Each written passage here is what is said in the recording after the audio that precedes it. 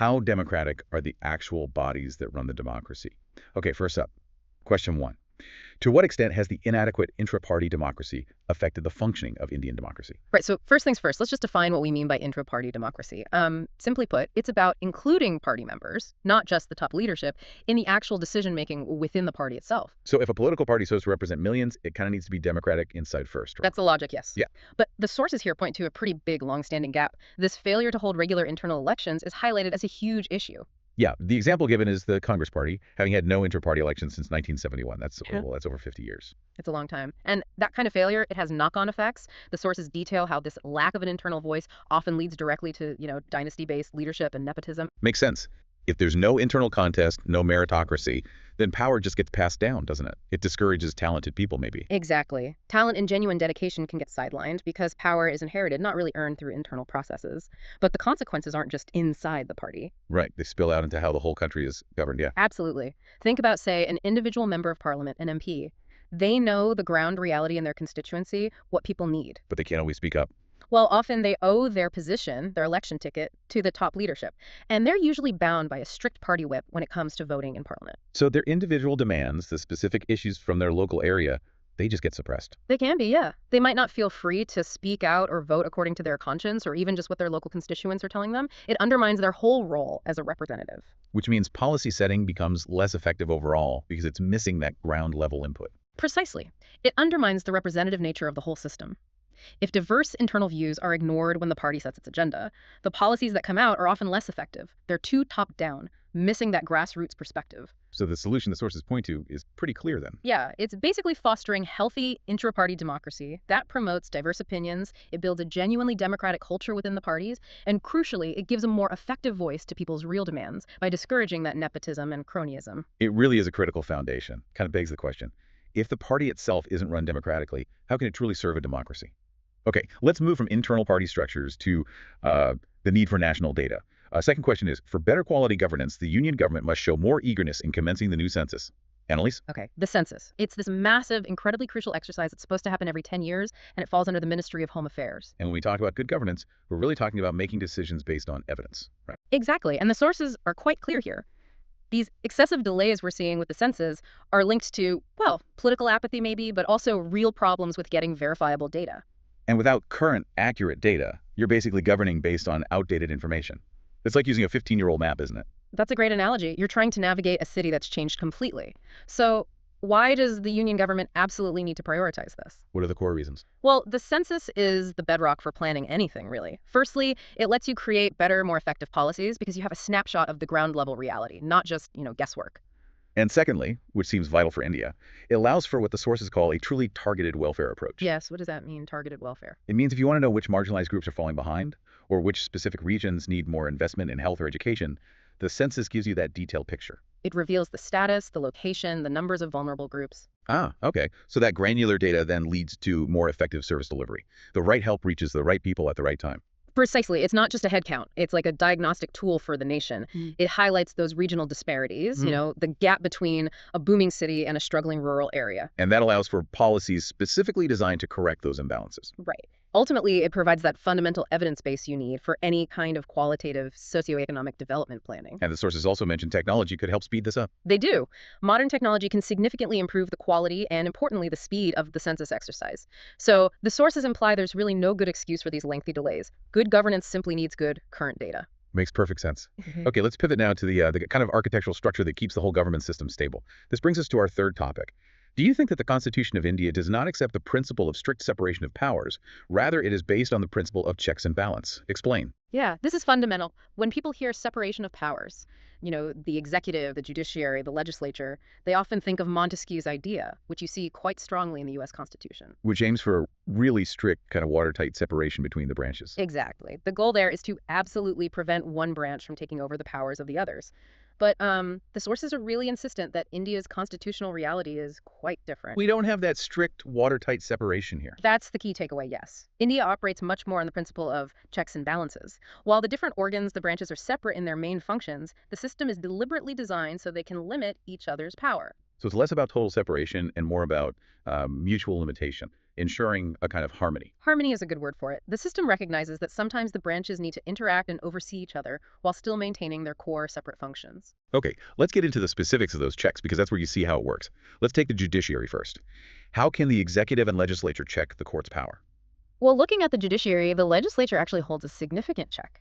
The power to impeach and remove judges, but only for proven misconduct or incapacity. It's a high bar, but it's there. And the executive's role? The executive, through the president, is responsible for appointing the judges of the Supreme Court and high courts, usually based on recommendations from the judiciary itself, but the appointment power rests with the executive. So even the highest court is subject to input and oversight from the other branches. Okay. What about checks on the legislature, the lawmaking body? That seems like a lot of power. It is. The primary check there comes from the judiciary, which wields the power of judicial review. If Parliament passes a law that violates the Constitution, the courts can strike it down. A very powerful check. Yeah. Anything else? Well, the executive also has a check. It can issue ordinances, essentially temporary laws, when Parliament isn't in session. It's a limited power, but it does act as a check on the legislative process in certain circumstances. Right. And finally, how do the other branches keep the executive, the government, implementing the laws in check? The big one here is collective accountability. The entire government, the Council of Ministers, led by the PM, is collectively responsible to the Lok Sabha, the lower house of Parliament. That's Article 74. Meaning if they lose the confidence of the Lok Sabha. The government has to resign. It's a direct, powerful check. And additionally, the judiciary has the final say in disputes concerning the elections of the president and members of Parliament. So you see this intricate web of mutual checks. Yeah, it's definitely not strict separation. It's this constant interplay and limitation, a very sophisticated design. Okay, let's look now at a specific institution that acts as a major check, the guardian of the public purse. Which brings us to question 4. Examine how the Comptroller and Auditor General of India contributes to enhancing transparency and accountability within government operations. The CAG, right. This office is described as a bulwark of the Constitution. It's incredibly important. Its powers come directly from Articles 148, 149, and 150. Simply put, the CAG is the guardian of all public funds, making sure taxpayer money is spent correctly. So how does the CAG actually translate that constitutional power into real transparency on the ground? Transparency starts with detailed scrutiny. The CAG conducts thorough audits of all government expenditures, right down to checking stocks in stores and departments. Just the fact that they know an independent audit is coming must discourage some wrongdoing. Absolutely. That knowledge itself acts as a deterrent against the misappropriation of public funds. But a CAG goes further than just checking if spending was legal. Right, the sources mentioned something called a propriety audit. What's that? That's a key point. A standard audit asks, was this spending legally allowed? A propriety audit asks, was this spending wise? It looks at the economy of transactions. Did the government get value for money? Was it extravagant or wasteful? So it's not just legality, it's about efficiency and good sense too. Exactly. This propriety audit, plus the CAG's power to conduct supplementary audits if needed, means it functions as this constant, watchful eye over government finances. That promotes transparency. Okay, that sets the stage for transparency, but how does that lead to actual accountability? How does the government get held responsible? Accountability is the crucial next step, and it's built into the system. When the CAG finishes its audit reports detailing any discrepancies or issues, these reports are laid before Parliament. They are discussed publicly. And the CAG works closely with a specific parliamentary committee, right? Yes, and this is critical. The CAG acts as the friend, philosopher, and guide. That's the phrase often used for the Public Accounts Committee, or PAC. And why is the PPP so central to accountability here? Because the PPEC, the committee that examines the CAG reports and questions government departments about their spending, is traditionally chaired by a member of the opposition. Ah, so the government's political rivals get to scrutinize its spending, armed with the independent findings of the CAG. Precisely. It holds the government directly accountable. Departmental discrepancies are highlighted, questions are asked, and the government has to answer for its financial management in a very public forum. It's a powerful mechanism. Okay, we're shifting gears now. We've looked at governance, structures, and checks. Now we're moving into the realm of individual rights and also how India interacts with the world outside. So our 5th topic tackles a very important aspect of reproductive rights. What are the legal provisions governing abortion in India? Discuss the recent amendments and their impact on abortion practices to date. Right. Abortion in India is primarily governed by a specific law, the Maternal Termination of Pregnancy Act, or MTP Act. But it doesn't exist in isolation. It interacts with other laws like the Indian Penal Code, IPC, the Criminal Procedure Code, CRPC, and even newer legislation like the Bharatiya Nyaya Samhita. It's a bit complex. The recent changes to the MTP Act were seen as quite progressive, weren't they? Aimed at empowering women more. Let's break down those key amendments and their impact. The sources point to 3 major changes that have had significant impact. First, a really important one. The law was amended to allow abortion up to 20 weeks specifically for unmarried women. What was the impact of that specific change? The impact is described as profound. It directly tackles significant social stigma associated with pregnancy outside marriage. It's seen as leading to women's empowerment, reducing discrimination based purely on marital status, and recognizing their autonomy over their bodies. That's a huge step socially. What about provisions for women who face trauma, like rape or incest? That's the second major change. For victims of rape or incest, the upper limit for termination was extended to 24 weeks. However, this requires the approval of 2 registered medical practitioners. And beyond 24 weeks? Beyond 24 weeks, it's possible in exceptional cases, but it requires the approval of a medical board set up by the state, often involving magistrate approval as well. The goal here is clearly to provide a pathway towards fair justice and support for victims dealing with incredibly difficult circumstances. Okay. And the third major amendment relates to fetal health. Correct. In cases where substantial fetal abnormalities are detected, which might lead to serious handicaps or where the baby might not survive post-birth, abortion is now permitted, generally requiring the approval of a medical board.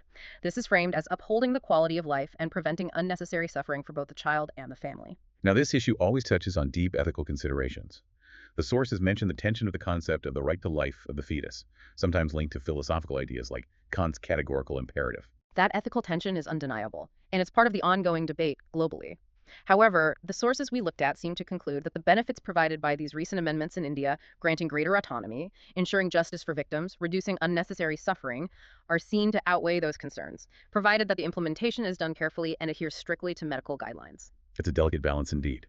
Okay, moving from internal rights to external diplomacy, specifically how India deals with its immediate neighborhood. This is our 6th topic.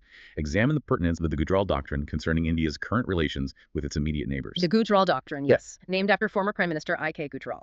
It's really more than just a policy. The sources describe it as a foundational document, almost a philosophy, guiding India's conduct specifically with its immediate neighbors in South Asia. And the core idea comes from India's position in the region. Exactly. It recognizes that India is the largest country in the region by far in terms of size, economy, military. And because of that position, the doctrine argues India should treat its smaller neighbors generously and crucially without always demanding something in return immediately. Okay, so what are the key principles of this doctrine in practice? One core principle mentioned is respecting internal sovereignty. So India shouldn't interfere in the internal affairs of its neighbors. We see this in examples like signing agreements, MOSHs with Bangladesh, to manage border issues cooperatively, respecting their territorial integrity. And that ties into the idea of staying out of their domestic politics. Yes, that's the non-interference policy. It's highlighted when India, for example, avoids getting drawn into commenting on internal political developments in neighbors like Bangladesh or during economic crises in places like Pakistan, maintaining that respectful distance. Okay.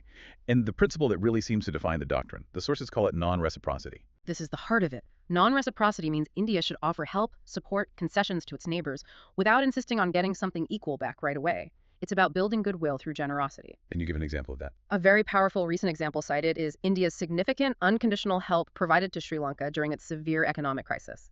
Another example mentioned is India providing asylum to the former Bangladeshi Prime Minister Sheikh Hasina in the past, a humanitarian and political gesture offered without demanding a specific payback. So, stepping back, what does this approach achieve for India on the bigger stage? What are the broader impacts? Well, the idea is that it builds trust and creates a more stable, cooperative neighborhood. It can promote greater regional integration, boost economic ties, increasing trade and forex influx, and ultimately enhance regional security. And it helps India's image. Definitely. By acting as a responsible, magnanimous regional leader, it strengthens India's credentials and vision as a leading voice for the global South. It's a long-term strategic investment in regional stability. A very interesting approach to diplomacy. Now we arrive at our 7th question. Provide a concise overview of the transformation undergone by the Prime Minister's office in India over the past few decades. Okay, on this one, we need to be very clear. As we committed at the start, our deep dive is based strictly on the source materials and the detailed notes provided to us. Right. And for this specific question about the historical transformation of the Prime Minister's office, or PMO, the provided sources simply do not contain an answer or any relevant notes. Okay. Therefore, following the rules we set for this discussion, we have to state that we cannot conduct a deep dive on this particular question today. We can only discuss what's in the material. Understood. We stick strictly to the script provided by the sources. So let's move directly on to the next topic, which is about citizenship, and this one involves comparing India with other countries. Our 8th question asks us to discuss the similarities and dissimilarities between the Indian concept of citizenship and that of 2 other countries of your preference. The sources compare India with the USA and Canada. Okay, citizenship. In India, the framework is laid out in Articles 5 through 11 of the Constitution. Let's start by comparing India with the USA. What's the most obvious similarity between the two?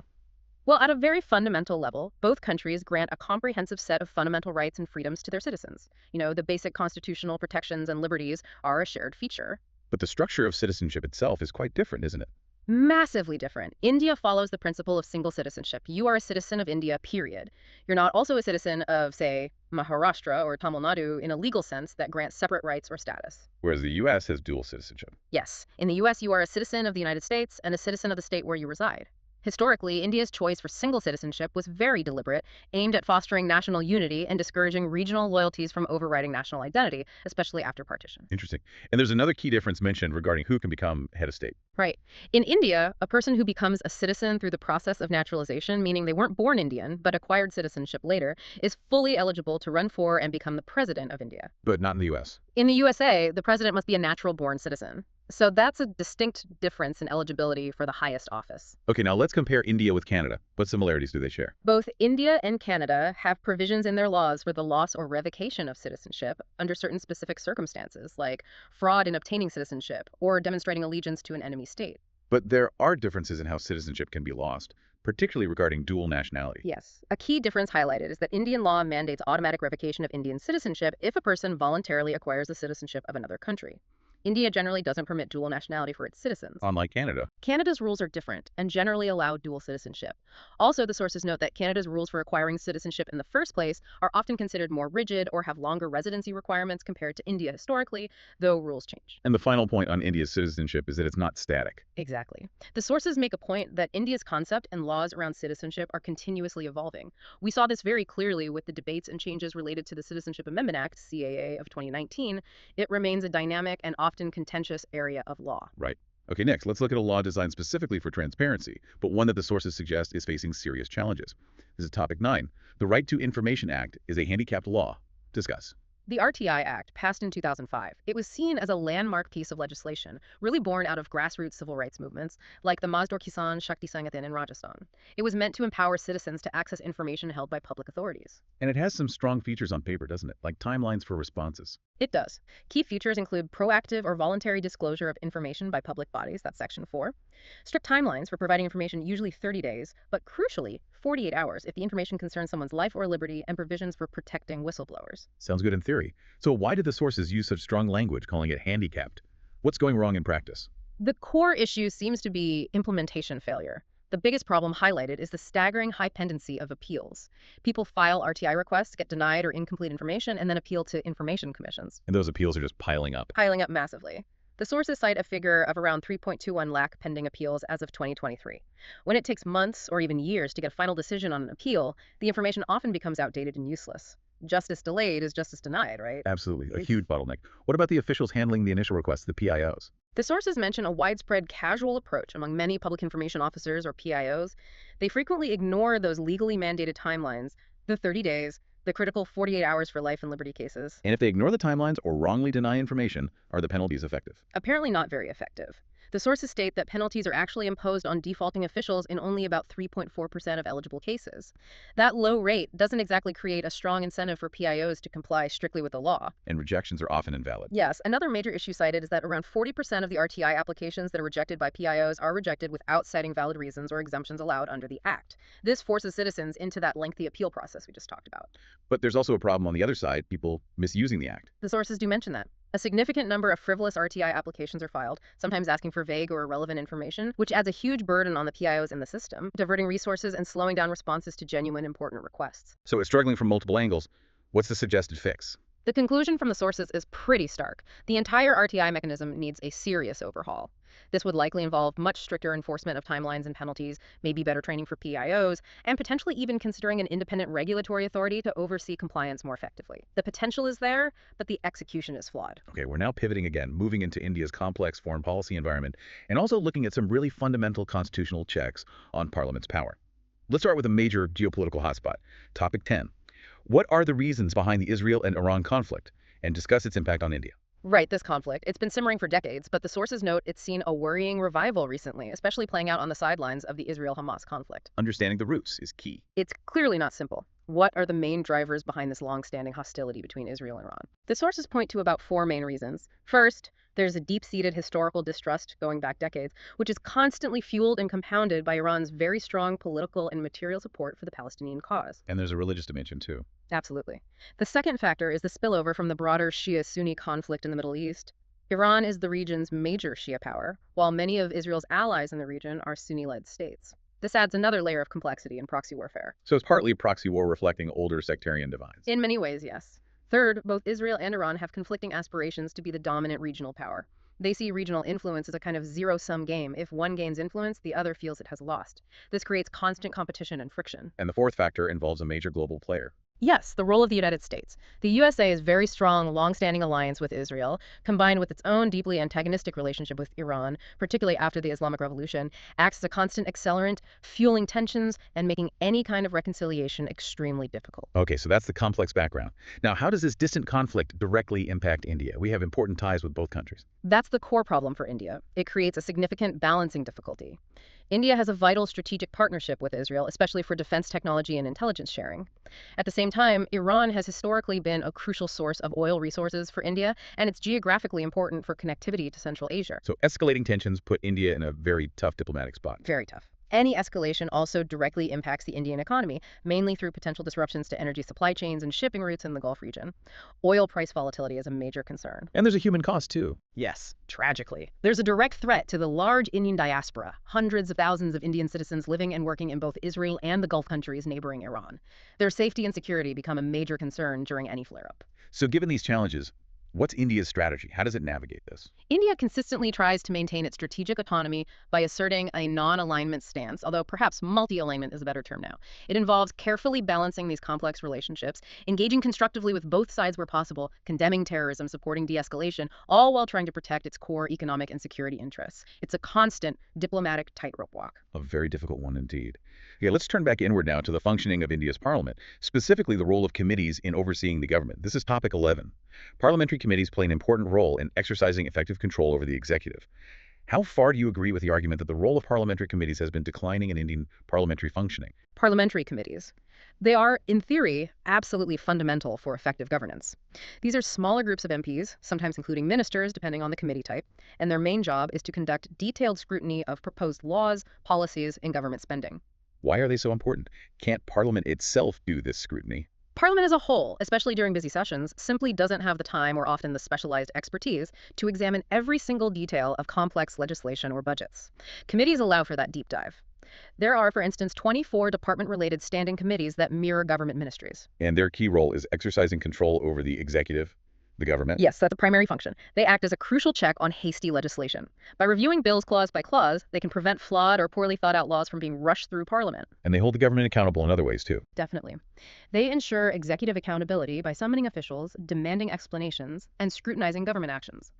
We saw an example recently with the Ethics Committee's involvement in the Cash for Query case, investigating alleged misconduct by an MP. The sources also mentioned that discussions within committees can be more productive. That's another key advantage. Because committee meetings are often held away from the glare of TV cameras and the highly politicized atmosphere of the main parliament chambers, they allow for more effective and open discussions.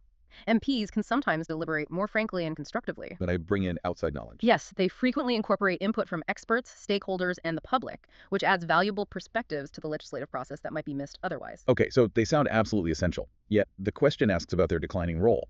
What's the evidence for that decline? The evidence presented in the sources is quite concerning, mainly statistical. The key indicator is the reduced referral of bills to committees for examination. The numbers are dropping. Significantly. The sources note that in the 16th Lok Sabha, 2014-2019, about 28% of bills introduced were referred to committees. But in the 17th Lok Sabha, 2019-2024, that figure dropped sharply to only 16%. Wow, that's a big decrease. It means a large majority of laws are now being passed without that detailed committee scrutiny. That seems to be the implication. More bills are being passed directly on the floor of the House, sometimes very quickly. Why is this happening? What are the reasons for this decline in committee usage? Several factors are suggested. First, a structural weakness. Committee recommendations are generally advisory in nature. The government isn't legally bound to accept them, which can reduce their perceived importance. The government can just ignore their reports. Technically, yes, though politically it might be difficult sometimes. Second, the sources suggest that a lack of effective opposition demanding committee scrutiny can also contribute to this trend. When the opposition is weak or fragmented, there's less pressure to send bills for review. And there's no mandatory requirement for review. No, there's no legal mandate that every bill must go to a committee. The example given is startling. In 1 year, 2022, 45 out of 222 bills were reportedly passed on the very same day they were introduced, completely bypassing any committee review. That seems to undermine the whole purpose of checks and balances. What's the suggested way forward? The sources stress the need to perhaps establish clearer parliamentary guidelines or conventions that encourage or even mandate committee review for most significant legislation. It's about fostering a political culture that values thorough scrutiny over legislative speed. Right, rebuilding that culture of detailed review. Okay, skipping ahead slightly in our list to question 14, we come to a landmark concept in Indian constitutional law. Topic 14. Explain the circumstances that led to the emergence of the basic structure doctrine and analyze its significance in safeguarding the fundamental framework of the Constitution, despite its non-constitutional nature. The basic structure doctrine. Yes, this is absolutely central to understanding the Indian Constitution today. It's described as a product of judicial activism, meaning it was created by the courts, not explicitly written into the original Constitution text. It famously emerged from the landmark Kesavananda Bharati case in 1973. And what is the core principle of this doctrine? The principle is quite profound. It states that while Parliament has the power to amend the Constitution under Article 368, that power is not unlimited. Parliament cannot amend or destroy certain basic features or the fundamental framework of the Constitution. And these basic features, they aren't actually listed anywhere in the Constitution itself. That's right. It's not an exhaustive, clearly defined list written down in one place. It's an evolving concept interpreted by the Supreme Court over time. Examples often cited include things like the rule of law, the principle of federalism, secularism, the power of judicial review itself, and the principle of equality. These are seen as foundational pillars. This doctrine didn't just appear out of nowhere in 1973, though. There was a lead-up, a kind of constitutional battle between Parliament and the judiciary. Exactly. It was the culmination of a long tussle over the extent of Parliament's power to amend fundamental rights. It started back in 1951 with the Shankari Prasad case, where the Supreme Court initially said Parliament could amend fundamental rights. But then they changed their mind. Yes, in 1967, in the Golaknath case, the Supreme Court completely reversed its stance. It declared that fundamental rights were transcendental and immutable, and therefore could not be amended by Parliament at all. That must have caused a major reaction from Parliament. It did. Parliament saw this as a direct challenge to its supremacy. It responded swiftly by passing the 24th and 25th constitutional amendments, which explicitly amended Article 368 to reassert its power to amend any part of the Constitution, including fundamental rights. Setting the stage for the Kesavananda Bharati case. Precisely. That case challenged those amendments. And in 1973, the Supreme Court delivered its historic verdict. It performed a kind of judicial balancing act. How so? It upheld Parliament's general power to amend the Constitution, thereby acknowledging legislative authority. But, crucially, it simultaneously limited that power by introducing the basic structure doctrine.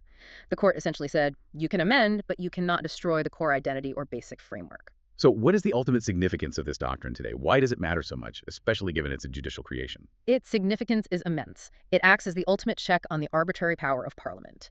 It prevents a government with a large majority from fundamentally altering or subverting the Constitution's core principles. It upholds the idea of constitutionalism. Exactly. It upholds constitutionalism, the principle that government power must always be limited by the Constitution. It preserves what the courts see as constitutional morality and fundamental values like democracy, secularism, and federalism. It ensures, as the saying goes, that Article 368 is used to amend the Constitution, not to destroy it. But it's not without criticism, is it? The fact that it's not codified. No, it faces criticism. Because the basic features aren't explicitly listed, critics argue it gives too much subjective power to judges to decide what is basic. This raises concerns about judicial overreach and potentially violating the separation of powers, with the judiciary stepping too far into the legislative domain. It's a debate that continues. Fascinating and crucial doctrine. Okay, let's move now to the global stage, looking at the United Nations. Topic 19 asks us to. The United Nations is often criticized for its failure to maintain peace and security in the world, despite its commendable work.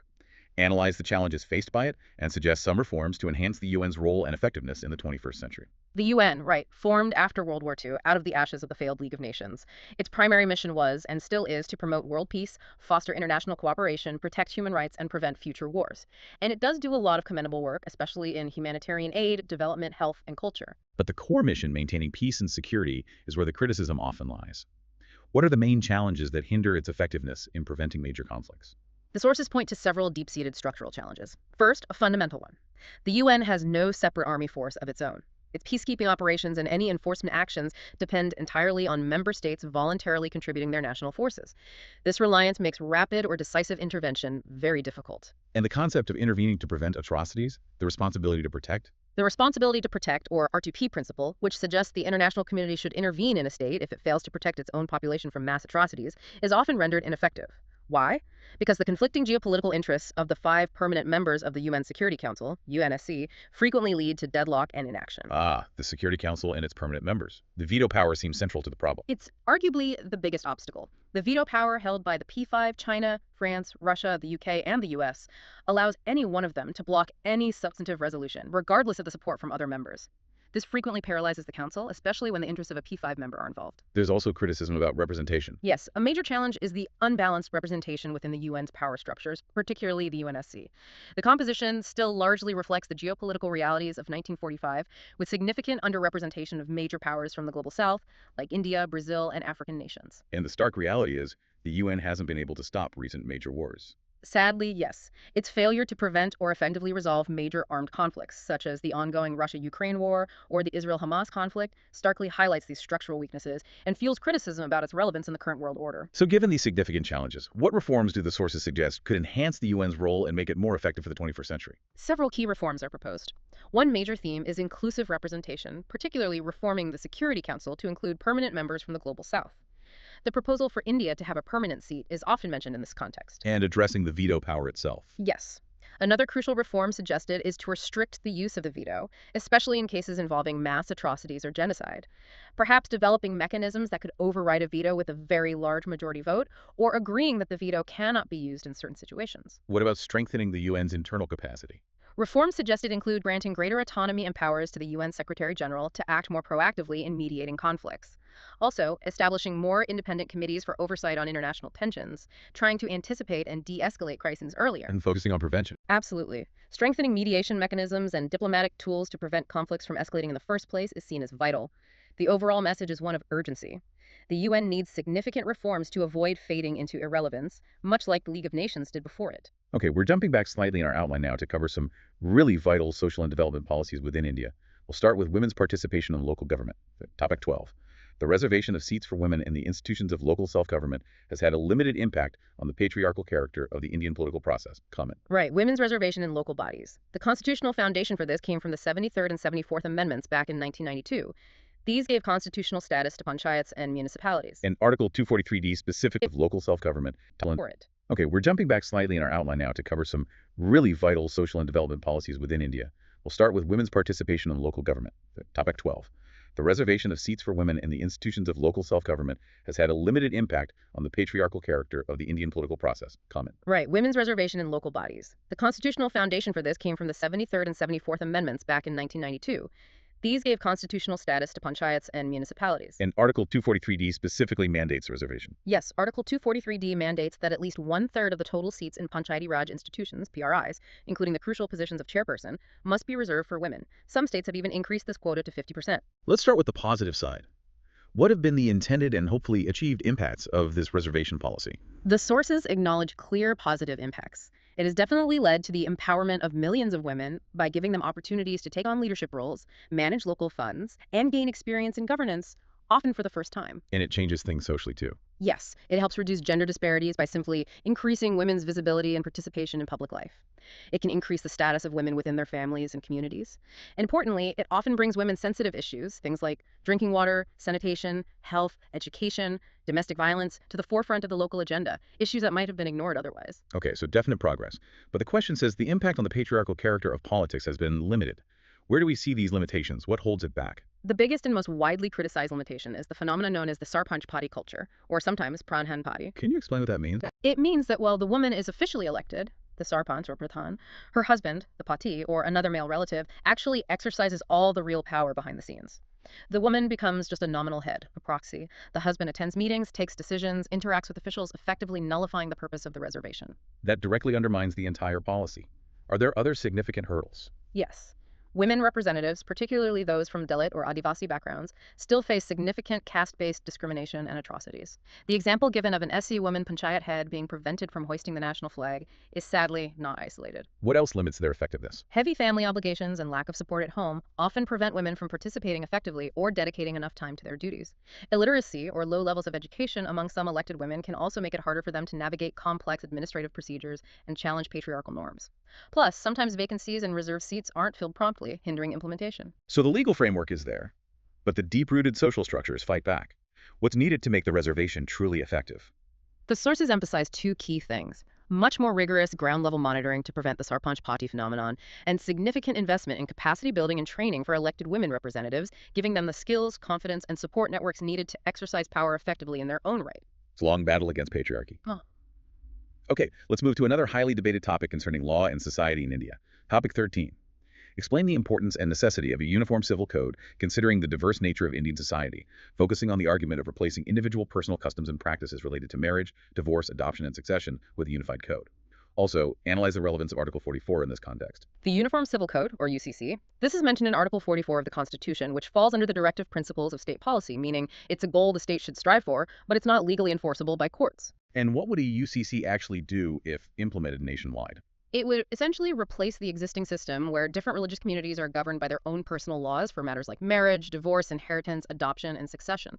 So instead of having, say, the Hindu Succession Act, Muslim Personal Law Sharia Application Act, Christian Marriage Act, etc., there would be one single uniform set of secular laws applicable to all citizens, irrespective of their religion. We saw Uttarakhand recently become the first state post-independence to enact such a code. That's right. It brought the debate right back into the spotlight. So what are the main arguments for why a UCC is considered important or necessary? Proponents argue its primary importance lies in standardization of laws, which they say leads to simpler and more effective judicial processes. A key argument is that it would reduce gender-based discrimination allegedly present in some personal laws, thereby promoting gender justice and equality. It's framed as upholding the principle of equality before the law for all citizens. And how is its necessity argued in the context of India's huge diversity? That seems counterintuitive. Well, advocates argue that a UCC would actually help ensure national unity and integration amidst India's vast religious and cultural diversity. The idea is that it fosters a common Indian identity over separate religion-based identities in the sphere of personal law and provides uniformity, which simplifies legislation and governance. Now let's bring in Article 44 again. What's its relevance here? Why did the Founding Fathers put it in the Directive Principles? Article 44 clearly shows that the framers of the Constitution envisioned a uniform civil code as a desirable goal for the nation. However, by placing it in the Directive Principles, Part 4, rather than the Fundamental Rights, Part 3, they consciously made it non-justiciable. Meaning they wanted it, but knew it couldn't be forced immediately. Exactly. It suggests they recognize the immense complexity and sensitivity of reforming personal laws in such a diverse society. They likely intended for it to be achieved gradually through societal evolution and political consensus, rather than being imposed by the state right away. Okay, so what are the main arguments against the UCC, the major issues raised by opponents? A major concern is that it's seen as a potential threat to the distinct cultural and religious identities of minority communities, and also some tribal groups who have their own customary laws. Critics argue it could lead to homogenization and undermine India's pluralistic fabric. And it clashes with fundamental rights. Opponents argue it directly conflicts with the fundamental right to freedom of religion, Article 25, which includes the right to manage religious affairs and follow religious customs. Some even argue that imposing a UCC would violate the basic structure of the Constitution, specifically the principle of secularism, which they interpret as requiring the state to respect different personal laws, not impose uniformity. So if a government were to pursue a UCC, how should it be implemented, according to the sources? Given the deep divisions and sensitivities, the sources strongly suggest that any move towards a UCC requires extensive consultation with all stakeholders, including religious leaders and communities. A gradual, piecemeal approach, perhaps reforming specific discriminatory aspects within existing personal laws first, might be more feasible and less divisive than attempting a single sweeping code all at once. It needs extreme care. A very complex issue with deep historical and social roots. Okay, let's stay with religious matters, but look at how the judiciary draws lines. This is topic 17. What is the meaning of the essential religious practice test? Explain how the test is used to determine the importance of religious identity in relation to fundamental rights. The Essential Religious Practices Test, or ERP test. This is a legal standard developed and used by the Indian judiciary, particularly the Supreme Court. It's a way to determine which customs, rituals, or observances are truly fundamental or essential to the core identity and beliefs of a particular religion. So it's about distinguishing between what's absolutely core to a religion versus what might be a peripheral or non-essential custom. Exactly. The idea is that if you were to remove an essential practice, the fundamental character of the religion itself would be altered. A commonly cited example is the wearing of a turban and carrying a kirpan for initiated Sikhs. These are generally considered ERPs for Sikhism. How does this test, then, connect with fundamental rights, specifically the right to religion? Okay, so Article 25 of the Constitution guarantees everyone the fundamental right to freely practice, profess, and propagate their religion. However, this right is not absolute. The Constitution itself says it can be restricted by the state on grounds of public order, morality, health, and importantly, to protect other fundamental rights like equality or life. But the ERP test adds a layer to that. Yes. The courts have essentially said that while the state can regulate or restrict religious practices that are not essential, it generally cannot interfere with practices that are determined to be essential religious practices. These core practices receive a higher degree of constitutional protection. So the test becomes the crucial threshold. It decides which religious practices are largely immune from state interference and which ones can be regulated. Precisely. It's the test the courts use to balance the individual's right to freedom of religion, Article 25, against the state's power to regulate for social welfare or protect other fundamental rights, like Article 14 equality or Article 21 right to life. Can you give examples of how the Supreme Court has used this test in major cases? Sure. Two prominent recent examples mentioned are the Triple Talaq case, Shahar Bano case, and the Sabrimala Temple entry case. How was it applied in Triple Talaq? In the Triple Talaq case, the Supreme Court examined whether the practice of instant triple talaq, Divorce declared by a Muslim man saying talaq 3 times was an essential part of Islam. The majority finding was that it was not an essential religious practice. Because it wasn't essential, the court could then strike it down on the grounds that it violated women's fundamental right to equality, Article 14. And then the Sabarimala case. In the Sabarimala case, the issue was the traditional ban on women of menstruating age, roughly 10 to 50, entering the temple. The court, again by majority, held that this exclusion was not an essential religious practice of Hinduism and that it violated women's fundamental rights to equality, Article 14, and freedom of religion, Article 25. Though this judgment remains highly contested and subject to review. So how does the court decide what's essential? What's the mechanism? It's a complex process. The courts typically look at the doctrines of the religion itself, consulting religious texts, scholarly works, and sometimes the testimony of religious leaders. They also examine the historical practice of the custom. Is it a long-standing core tenet or a more recent or peripheral development? So in essence, the ERP test is a judicial tool that significantly shapes the practical meaning of religious freedom and identity in India.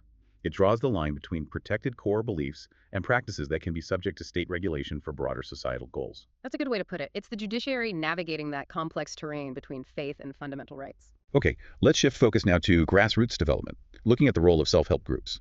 Topic 18. Critically examine the contribution of self-help groups to the progress of rural development in India. Self-help groups, or SHGs, these are basically small, voluntary groups, usually formed by people from similar socioeconomic backgrounds, who come together to pool their resources, support each other, and often engage in collective activities, frequently micro-enterprises. And they are particularly prominent in rural areas. Famous examples. Yes, very much a force in rural development. Think of well-known examples like the Kudumbashri movement in Kerala, which is massive, or the Self-Employed Women's Association, SEA, founded by Ella Butt, which started in Gujarat but has spread. These groups empower people, especially women, at the grassroots level. Their contribution to rural progress seems multifaceted. Let's break it down. What's their role in economic development? Economically, their impact can be huge. They often provide avenues for job creation and income generation through collective enterprises, maybe handicrafts, food processing, small retail. Crucially, they improve access to institutional credit. By pooling savings and borrowing collectively, members can often access formal bank loans, bypassing exploitative local moneylenders. And they foster entrepreneurship. Yes, they definitely boost women entrepreneurs by providing seed capital, training, and mutual support. They help members build assets and improve household incomes. Okay, that's the economic side. What about their contribution to social upliftment, especially given that a vast majority, the sources say 87%, are women-led? That high participation of women is key to their social impact. They are powerful agents of women's empowerment, giving women a voice, confidence, and decision-making power, often for the first time. They help in modernizing traditional societies by challenging regressive norms and practices. Can they tackle specific social problems? Yes, SHGs often play a role in curbing social evils like dowry or alcoholism through collective action and awareness campaigns. Fundamentally, they contribute to reducing patriarchy and gender inequality at the village level by creating spaces for women's collective action and economic independence. The sources also mention a role in infrastructure development. That seems surprising for small groups. It's usually about contributing to local, small-scale infrastructure. They might get involved in community projects, lobbying for, or even contributing labor or funds towards things like improving last-mile connectivity, developing small irrigation channels, maintaining village roads, or building community halls. It's about collective action improving local public goods. So they sound incredibly positive.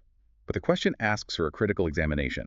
What are the weaknesses or issues holding SHGs back from achieving even more? Despite their successes, they face challenges. A major one is often a lack of sufficient resources, inadequate capital, poor market linkages for their products. Sometimes there's a lack of adequate training and expertise in areas like financial management, marketing, or new technologies. Is government support always sufficient? Not always. Inadequate government support, whether in terms of funding, policy support, or coordination, can be a constraint. And sometimes there are institutional weaknesses within the groups themselves. Things like poor record keeping, leadership issues, internal conflicts, or capture by local elites can undermine their effectiveness. So, powerful agents of change, but they need the right ecosystem of support, financial, technical, and governmental, to truly thrive and scale up their impact. Exactly. Huge potential, but challenges remain in realizing it fully across the country. Okay, let's look now at another type of group that influences policy, but from a different angle, pressure groups. Topic 15. Pressure groups have a significant impact on shaping public policy decisions in India. Elucidate the contribution of business associations in influencing public policy formulation. Pressure groups. Right. They're sometimes called interest groups, or even, as the source notes, invisible empires.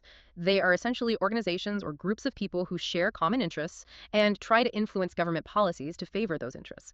Crucially, their aim isn't usually to gain political power themselves, like political parties, but rather to influence those in power. And there are different types of these groups, aren't there? Yes, the sources give a quick typology. You have institutional groups, often arising within government machinery itself, like associations of civil servants or police officers, then associational groups, which are formally organized groups like trade unions, student unions, or the business associations we'll discuss. What other ticks? There are also non-associational groups, which are based more on shared identity, like caste, community, or religion, and might not have a formal structure but can mobilize effectively. And finally, anomic groups, which are more spontaneous, unorganized groups that erupt during specific events like protests, riots, or demonstrations. What's their broader significance in a democracy like India? Why are they important? They play several vital roles. They help articulate and aggregate interests, giving a voice to specific sections of society. Think of farmers' unions voicing agricultural concerns, or workers' unions demanding better wages. This makes the government more aware of diverse needs. And they promote democratic culture. Yes, by facilitating debate, discussion, and lobbying, they contribute to a more pluralistic and participatory democratic culture.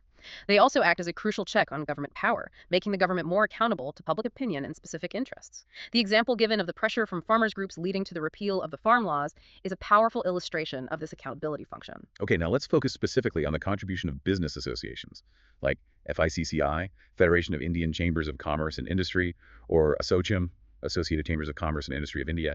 How do these powerful groups influence public policy? Business associations wield significant influence primarily in the realm of economic policy. They actively lobby the government to shape policies related to trade, investment, industrial growth, and taxation. So they guide the government's economic direction. They certainly aim to. They provide research, data, and policy recommendations to government departments, helping guide decisions on things like budget priorities, infrastructure development, and regulatory frameworks.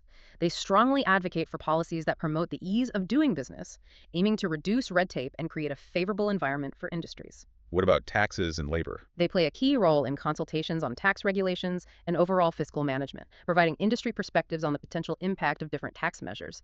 They also engage in dialogues regarding labor laws and industrial relations, aiming to balance business interests with the need for stable worker relations, often voicing industry demands in negotiations with government and trade unions. So clearly influential. Yeah. But they aren't always viewed positively, are they? No, they sometimes face distrust, being seen as representing only the interests of big capital, potentially at the expense of social welfare or environmental concerns.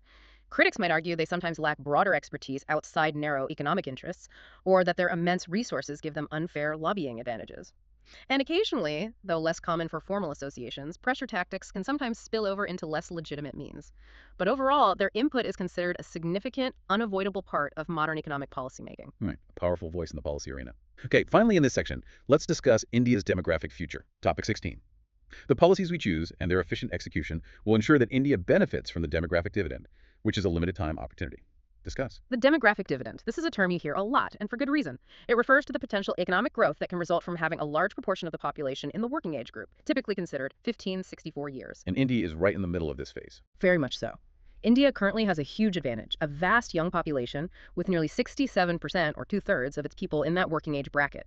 This creates a massive potential pool of labor and talent. But the quote stresses it's a limited time opportunity. Why limited? Because this favorable age structure won't last forever. Populations age. The sources note that India's demographic dividend is expected to peak around the year 2036.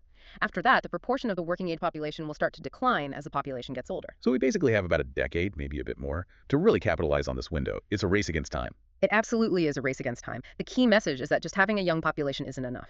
Whether India benefits from this dividend depends entirely on the policies we choose now, and crucially, their efficient execution. Okay, so what kinds of policies are needed to leverage this dividend effectively across different sectors? Let's start with the political sphere. Politically, it's about ensuring this huge cohort of young people feels engaged and represented. Policies aimed at increasing youth participation in politics are important. The source mentions, as an example, the recurring recommendation to potentially lower the minimum age for contesting Lok Sabha elections from 25 down towards 18, aligning it with the voting age to bring younger voices into parliament. Makes sense. Now, what about the crucial economic policies? This seems central. Absolutely central. The focus here has to be on creating enough quality job opportunities to absorb this massive workforce. This involves effective implementation of employment generation schemes like MNRGA for rural areas, but also critically massive investment in upskilling and vocational training. Like the PM Kushal Vikas Yojana. Exactly. Initiatives like PMKVY are vital to ensure that young people have the skills demanded by the modern economy, not just basic education. Without skills and jobs, the dividend can actually turn into a demographic disaster. Lots of unemployed, frustrated youth. A sobering thought. And finally, what about the social policies needed to support this young population? To be productive, the workforce needs to be healthy, educated, and have basic security. So effective implementation of healthcare schemes like Ayushman Card is crucial. Providing affordable housing through initiatives like PM Awas Yojana helps stabilize families, and targeted assistance for vulnerable groups within the youth population, like scheduled castes and scheduled tribes through initiatives like Jainman, ensures more equitable benefit from the dividend. So it's not just one policy, but a whole integrated approach. It has to be, and the emphasis throughout is on efficient execution. Good policies on paper are useless without effective resource mobilization, strong coordination between different government departments, and tackling implementation bottlenecks. Only then can India hope to truly reap the benefits of this unique but time-limited demographic opportunity. Okay, we've reached our final topic for this deep dive. We're circling back to foreign policy, focusing specifically on India's relationship with its crucial eastern neighbor, Bangladesh. So, the 20th and final question. The relationship between India and Bangladesh has improved significantly in the past few years, but the present situation presents devastating challenges for their relations. Discuss and what should be India's option in this situation. Bangladesh. Yes, its strategic importance to India is immense, something we can't overstate. Firstly, we share a very long border, about 96 kilometers, making cooperation on security, border management, and counterterrorism absolutely vital. And economically. Economically, Bangladesh is India's largest trading partner in South Asia. There's significant potential for growth in trade, investment, and connectivity projects. Culturally, too, the ties run very deep, leading to the relationship often being described in recent years as going through golden years of friendship, or Shanali Adhi. So, a strong foundation. But the question highlights devastating challenges arising from the present situation.